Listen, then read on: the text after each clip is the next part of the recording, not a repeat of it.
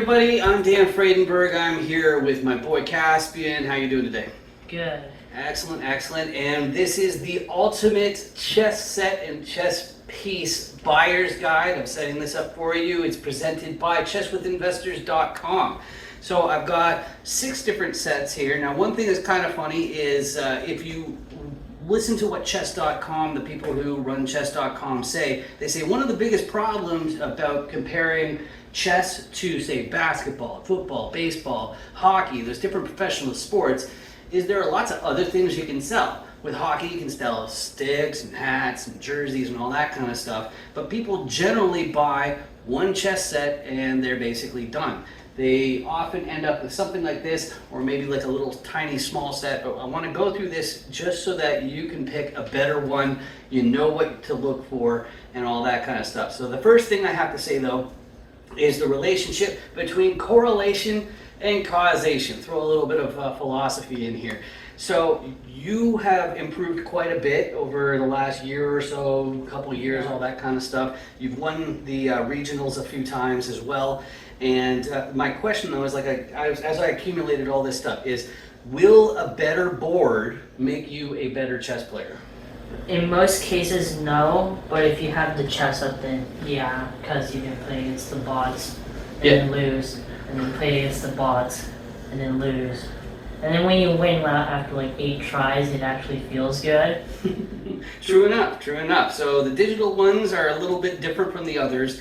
And the only other thing I can say is that, yeah, obviously a different chessboard isn't going to necessarily make you play any better. But if it's more comfortable, if it's more attractive, you might find that you are more willing, more desirous of playing a new match. Now what I've got in front of me is I've got 4 different normal physical boards, and I got 2 electric boards, and we're going to go through all of them. But the first one I'm going to go through, the first 2 I'm going to go through, it's these 2 right here. Now this one over here, this is from when the Transformers movie first came out, the first Transformer movie came out. So this one, maybe you can get it on eBay, but you're not going to be able to find it at a typical store. This one I got off of Amazon. But when you compare these 2, I think the difference between them and a more typical board, I think, is one of the most important things for people to think of. Now, when you think of these 2 boards, what pops into your head first? Chess. Chess. Okay, but what about the qualities of the pieces? You know, like are you going to play, like, well, I guess you can tell the audience, which one do we usually play the most? Out of these 2? Out of all 6 of them. Oh, probably that one. Yeah, this one for sure. Like this one, it really jumps out. I got the ebonized pieces. I actually thought this was ebony. It said it was ebony, but I found out after the top snapped off of one of these black ones that it's just ebonized, and that is really, really annoying. But these ones seem to jump out to me and say, "Play me, play me, play me." The other thing, it goes right into the problem I find with these sorts of sets, like with the Transformers. Like, and it's not the fact that these are made of vinyl or something like that. These ones here, they're made. They have a decent amount of weight. The sound is it's pretty good. I like the sound of these ones. It's pretty similar. I didn't think so, but anyway, these are some sort of like clay or something like that. They don't feel like plastic, and there's a lot of ornate details on these. But when you're playing with these ones, what stops you from playing these 2? You can't tell what the pieces are most of the time. Yeah, you're absolutely right. Most of the time, like, it's very easy to get confused on which one's which. Like, for example, with this one, this is a really rad one because it's all skeletons. But the only problem I have, and I might touch it up later, is the queen on the black here, the black hair. The queens have hair going down the backs of their necks there, so that's how it's easy to tell the difference between the white queen and these pawns, but from the back. But if you're looking at the front, it's a little bit more difficult to see. But figuring out which piece is which, if you have to sit there and think about it a lot, you're probably not going to play as much. You're probably not going to have as good a time. So maybe what I'll do is I'll put some little white highlights or something like that on the hair one time. But this one has a neat thing so that you can tell which one's which. What's that? It's there's the little icons on the bottom of the Piece. yeah. So you can, it's basically like the chess.com icons for like each of the pieces. So like, for example, the one with like 4. Yeah, it's a crown. Crown With a queen. Yeah, it's very similar to this set here, the more standard style one. This is also fairly standard, but this is actually made out of wood, where these are actually plastic. So the things to consider when you're picking a board, one of them is like if you can actually touch it, that's a whole lot better. Of course, if you buy through Amazon or something like that, the one benefit is that if you don't like it, you can send it back. This one here I find is the biggest problem though. Now of course, this board, it comes with a cardboard play board. It's there's no way of saying it without using the word board a bunch of times. But I really don't like this board, partially because I find the squares are too small.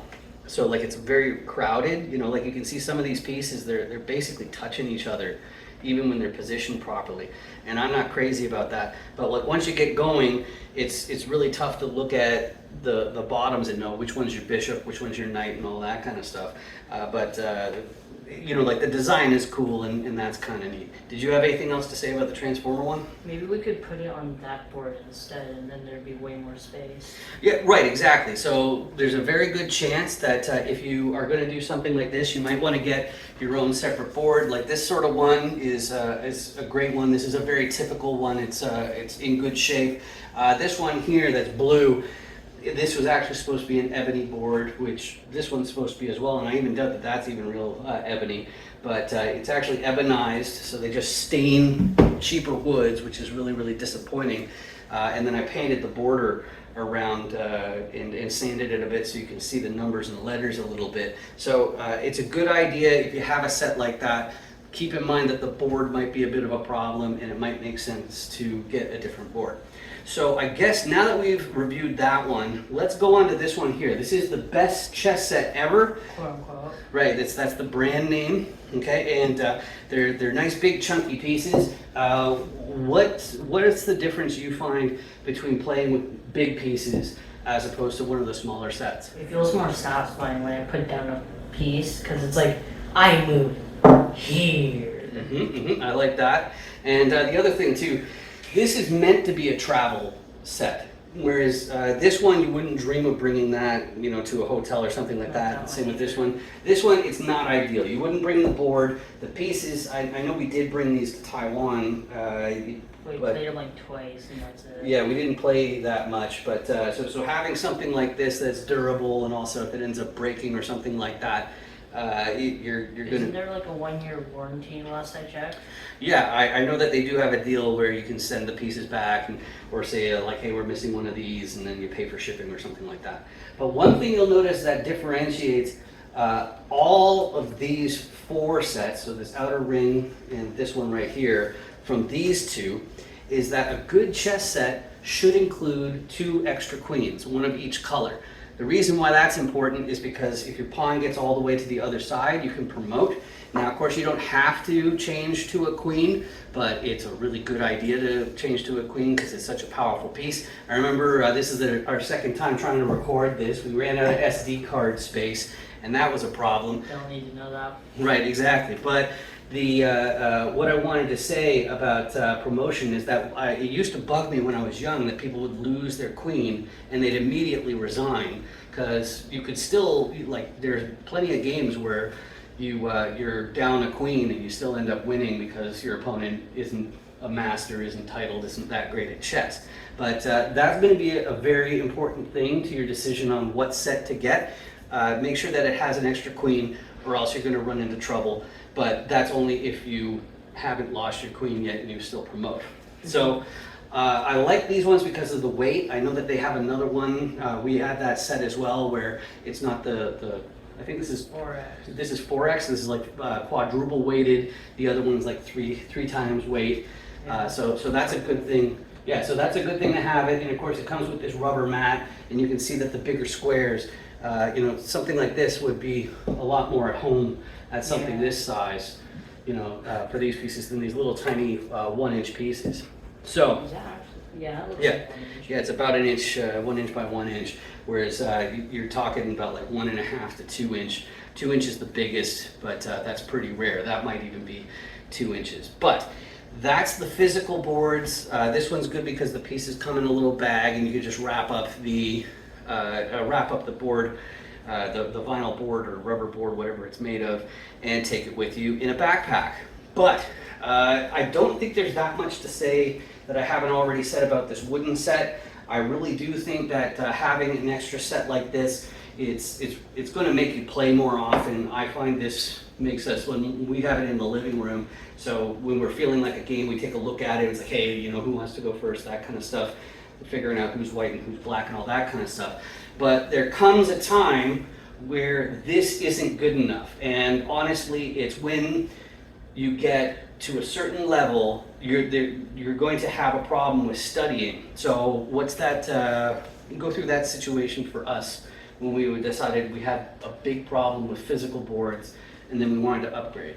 So basically, when we got to the point where we kind of had to like analyze our games with like a computer, for example, and as you can see, this is wood. So then we bought an electronic board where you can like punch in the moves. Right. It uses your phone app. It goes through Bluetooth and it passes the moves back and forth.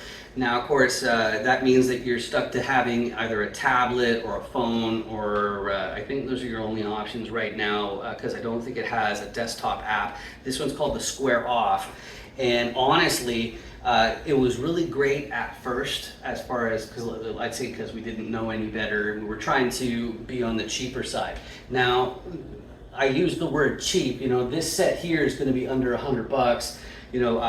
This was like 50. You mean the board? No, I'm saying the pieces. No, it was a lot more than that. Oh. Yeah, so it was, I think it was pushing 200 for the set. Wait, really? Yeah, but that's just the pieces, not including the board, right? This one here, it was meant as a toy originally, but as I said, you'd probably have to go through eBay to get this one. But this one here, I believe it's around $275. And that's in Canadian dollars, so you can take off a third. You're talking about like $200, something like that, US. And so that's the units that I was using before. You can see you still have the extra pieces. I don't know about you, but I like the design of these for the most part. I think the knights are a little bit ugly. I don't like too many holes in their faces. Yeah, it's honestly, I found it's pretty difficult to find a set that I like the knights on. But this one here, I think these are really cool looking knights. I like the chest-up ones too. Yeah, the chest-up ones, yeah, but they're significantly smaller. Yeah. So I got this. So with this Square Off, what are some reasons that why this sits in the closet? We never take this Square Off out anymore. For you, what do you think? Well, one, the obvious, because we got a better one, but two, because frequently it would go beep like every 10 seconds because we move too fast or something. Right, yeah, the tracking's not as good. Okay, Yeah. so you'll move a piece and it'll say, hey, what did you do, sort of thing. Yeah. And that's one. And just in general, I found that the sounds that come with that set, they're quite annoying. Mm-hmm. Okay, and one of the hidden things that's a problem with this Square Off is to run the app, you actually have to pay an annual subscription. Wait, really? Yeah, exactly. It's not super expensive, but it's far from free. Mm-hmm. And I don't like it when I buy something and I have to keep paying for it again and again and again. But that, and the other thing I really don't like is that the pieces are a little light for me. I like a little bit more weight, and the reason why that really matters is because you see they fall over real easy, whereas these ones, you have to, I don't really want to do that because these are, fragile, it's it might shatter or something like that. These ones, you don't have to worry about it as much, but, good center of gravity. These ones here, you hit it, the whole thing moves, right? So those are excellent. So that is definitely a problem. You're going to have to reset a lot if you use a Square Off. But that brings me to the chest-up. This is actually the chest-up 2, if I recall correctly, and it's fantastic. Do you want to say a couple things about chest-up? Can I mention one more thing about this? Of course. So when the pieces are too close together, they Yeah, they repel each other. They repel each other, yeah. So Yeah, so those two pieces aren't actually touching each other. That's the magnetism, and that's how the system actually knows which piece is which by the ID and the magnetism inside the base. But honestly, I think that all things told, I think if you end up getting the square off, I don't think you're going to be happy with your purchase. But this one, I love it to bits. One of the biggest features, of course, is that it does have a screen, a little tiny touch screen. There are others that have bigger screens on them, and that's kind of nice for some people. But you know, your sister's still pretty young, and I don't like the idea of having things that will break easily. But which brings us back to the best chess set ever. Right, exactly. So now over here, though, I guess what I can do is I can put it on 2-player and just hit play, so you can see that there are lights on the board. So yeah, you can go ahead and, all right, so he's doing that. Now if I take my knight, I can see right now I've got it sort of on novice. So the beautiful thing about this set is that you can actually play this with people who aren't evenly matched. Okay, like the two of us were fairly evenly matched. Like if we play over the board, it's going to be around 50-50 as far as who wins and who loses. But if you're playing against someone who's new, then it's not really a fair match. So this one here, if you even just so much as touch a piece, it'll show you all the legal moves. They'll all light up, but it differentiates by color based on how good the move is. Okay, and it'll also stop you still if you do an illegal move like this. You know, it blinks and lets you know immediately. You have that feedback that you just made a mistake. You were going to say something? Yeah. So also turn off the eval bar if you don't want to be under pressure. Yeah. I should know. Right, exactly. So in chess, there, especially on the online platforms such as Lichess or chess.com, you have the evaluation bar that it gets, the white side will get bigger if the computer has calculated that white has an advantageous position, and then the black part of the bar will be bigger than the white part if black has the advantageous position. So that's getting a little bit into the weeds, I understand, but really what I'm trying to say, what Caspian's trying to say is that if you're playing on this type of board and you have the evaluation board, you start to get really nervous because you'll make a move and you'll go from fully winning to completely losing, and then you just sit there and go, oh no, what move am I supposed to do? But both the chess up and the square off, they have the bots included in them. Chess Up also connects both with your chess.com and your Lichess account, so that way you can actually have live games over the internet using those different platforms, even with strangers. So you don't have to have another friend with another, $400 board to play with them. And but having that physical aspect's pretty good. Which brings me to the other main question: is that if you've got a site like lichess.org out there that's completely free, you got chess.com that's mostly free but has a bunch of analytics features, why would you bother owning a physical board? What do you think? I like touching the pieces, unlike my mouse, because touching a piece of plastic every single time I play chess is kind of like, it's the same piece of plastic, it's the same mouse, so it's like, you don't feel like that physical feeling, like, I can't explain it, I'm bad at it. Oh, no, I appreciate you trying this hard to make it happen. So, that's one part for sure. The sound, that matters to some people, and then the physical aspect of having something that you hold on to. But one thing that I found is really important about physical boards is finding the angles. I find is easier with a board, because you can actually look and see, like if my bishop's right here, you can see where it's going, okay? And sometimes your eyes will play tricks with you, based both on if your board is too small, right? If you have one of the smaller wooden sets or a travel set or something like that, you might miss certain moves, so you won't have the same level of play quality. So I do think getting the bigger pieces are, it's a very important thing.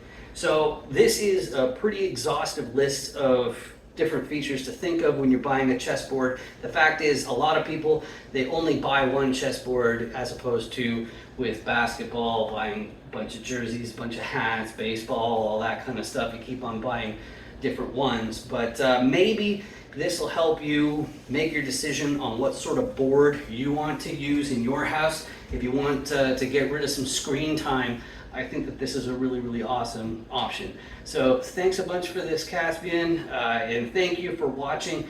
I don't imagine you have anything else you want to say for closing words? No. No? Okay then. Thanks a lot for watching. See ya. See ya. Bye. I will walk through the wall. Oh, sorry, you're over there. Okay, I'm talking.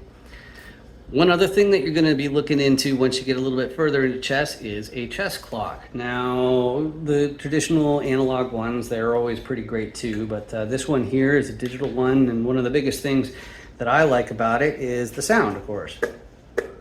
There's something satisfying about when you do this, and as a matter of fact, even if you're not going to be playing time games, like right now it's set up to be 3 minutes each person, and then you gain an extra 1 or 2 seconds every time you make a move. One of the other things that's a benefit is you can turn it off, and then you know how if you've ever heard about the touch move rules, it's a little bit difficult to get used to. It's once you touch a piece you have to move it. Well, I think that's a little bit too strict when you're working with your kids or among friends, so maybe like the touch rule is a little too strict. So what we do is kind of like in the schoolyard, called it, stamped it sort of thing. So you make your move and then you hit your clock and then it's your final answer. And then if you really want to be good people and improve, the other thing we do in our house is that if it's a really, really bad move, we'll just tell the other person, I don't think you want to do that, because you're hanging your queen, you're hanging your rook, you're hanging your bishop, and that sort of thing. So a chess clock is the one other thing to consider. There's lots of them out there, and they're not that expensive. This one, I'm very satisfied with that, but pick one that you like. That's the other thing. Oh, hey there. I hope you enjoyed the show. And if you are into chess, if you play chess and you're an investor of some sort, real estate or otherwise, well, you can be on the show too. I know, right? All you have to do is connect with me on LinkedIn. My name's Dan Fredenberg, so I'm super duper easy to find on LinkedIn, where I spend most of my social media time. But if you're one of those people who just don't play chess, don't pay attention to him. I don't judge. All you have to do is go to dandoesdeals.com and you'll find the Chance Encounter series where you're welcome to be a guest on it, where you can share your core competencies that you're likely to contribute to a GP team or a JV. You don't have to be doing syndications. And we'll talk about your buy boxing and stuff like that. It's easy peasy. It's like 15 minutes long to record, and there are no real fastball questions. Just tell the truth and everybody will be fine. And if that's not really your thing, dandoesdeals.com, it also has the way to meet more, join more people, add more people to your investor list, your different deal sponsor operators and KPs and passive investors, all that kind of stuff. I'm probably repeating myself, but I'll give you the rest of your day. I appreciate you watching Chess with Investors. See you next time. Bye.